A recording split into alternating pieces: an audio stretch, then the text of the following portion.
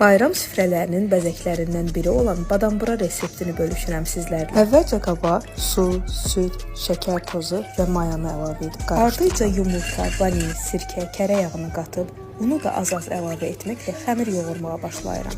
Ələ yapışmayan xəmir əldə edirəm. Xəmiri mayalandırmıram. Kündələrə ayırıram. Mənim xəmirimdən 110 qram olmaqla 8 kündə alındı. Kündələri yarım saat dincəlməyə qoyuram. İçliyini hazırlayıram. Ərzaqların tam miqdarını postun altında qeyd edəcəm. İlk hazırladığım kündədən yaymağa başlayıram. Aça bildiyim qədər böyük açıb aralarını yağlayıram. Sonuncu yuxanı yerləşdirib çox az yağlayıram. Göründüyü formada kəsirəm və bükürəm. İçliyini yerləşdirib 160 dərəcəli sobada alt-üst rejimdə bişirirəm.